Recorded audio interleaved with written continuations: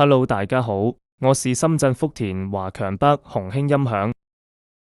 我們今天來拍一期拆箱視頻，以及使用操作。現在我們所拆的這一款呢，是愛唱 K50。現在就是它的一個全新的一個原包裝，我們現在打開來看看。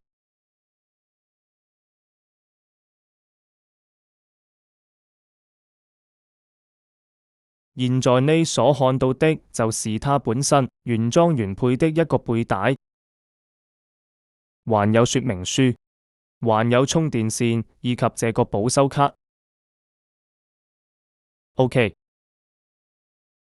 先打開。我們現在已經打開了原包裝的愛唱 K50，現在開機使用，長按開機鍵3秒鐘，它的開機鍵在這裡。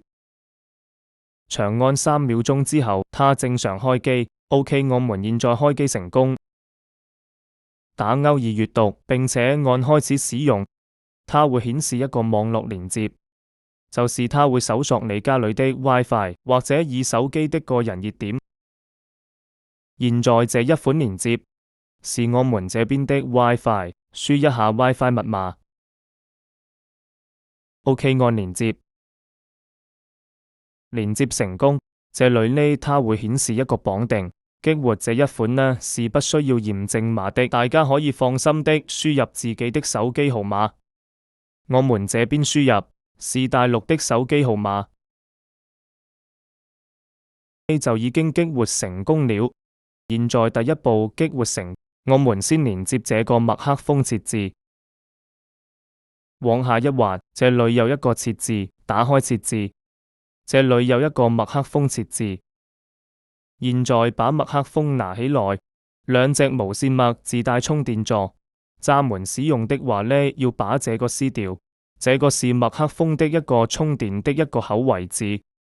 現在先連接麥克，快速的按5下麥克風設置，按5下之後，它已經打開麥克風模式了。那麼現在暫緩兩隻麥克風長按開機。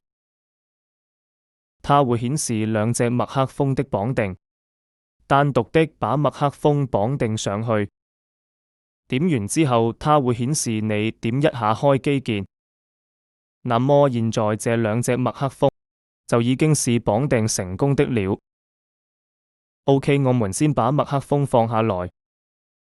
現在順便來看一下麥克風的設置，它可以通過麥克風去操作它。原唱盤唱這些可以打開，相當於麥克風就是遙控器，操控它的效果切換。先把程序給打好，要想要那些模式你就按進去，不想要的你就關掉。那麼現在來看一下麥克風具體的一個遙控器操作。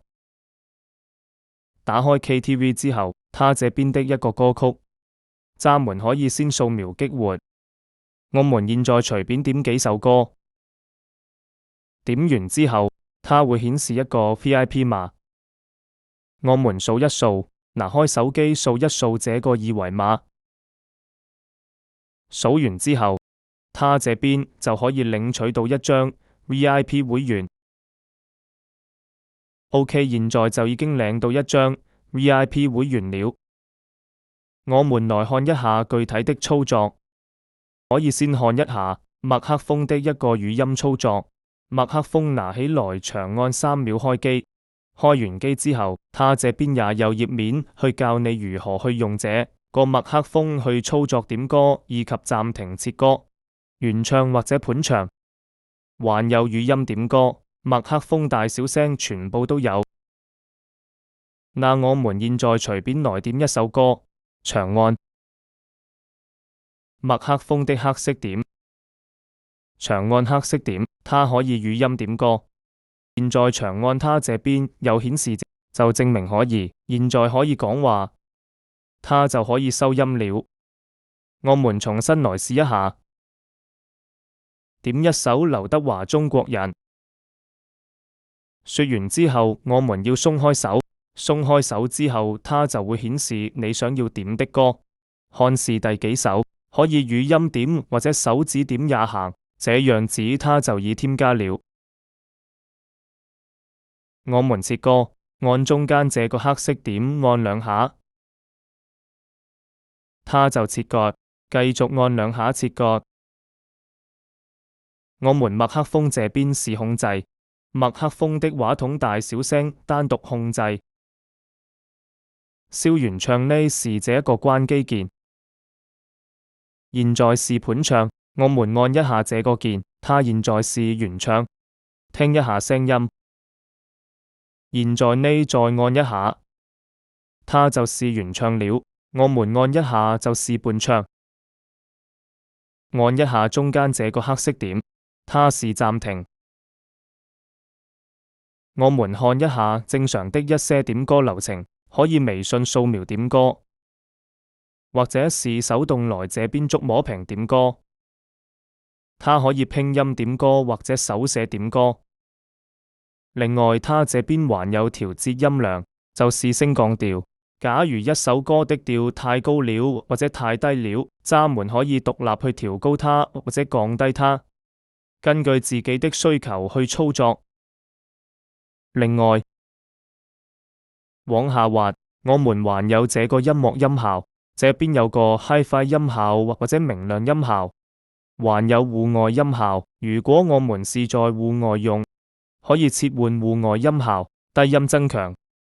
如果我們在家用，可以選擇明亮以及 Hi-Fi， 這就看個人的需求。這個頁面，它有本地的就相當於我們唱完的歌，已點過的歌，它會自動儲存到本地。那麼儲存到本地，我們是不需要用 WiFi 的，直接開機它就能用了。那如果沒儲存到本地的這些歌曲，你就需要用 WiFi。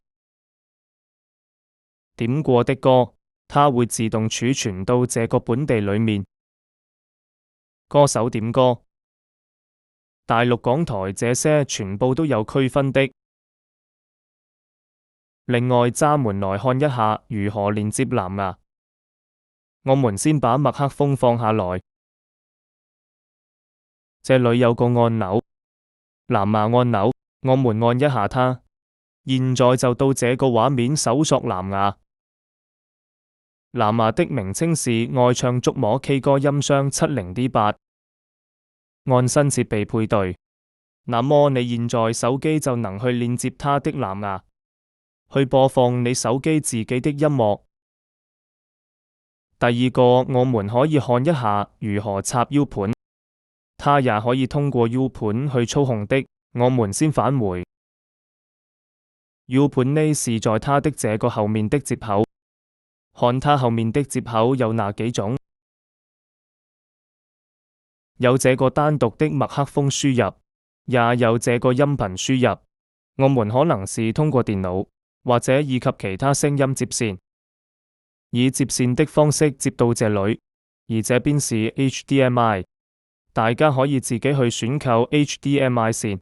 主要這一個接口是接電視機，還有 USB 這個接口就是閘門自己有 U 盤，我們可以插到這上面播放 U 盤裡面的歌曲。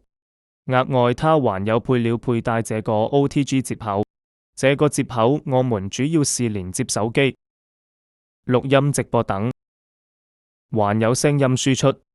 假如我們現在有另外的音箱，我們能插這個聲音輸出，把它裡面點歌機的音樂連接到你任愛的一些設備上。另外，這個就是充電口。那麼我們這期的講解視頻也差不多到這裡結束了。最後關機從上往下滑，這裡有個關機鍵。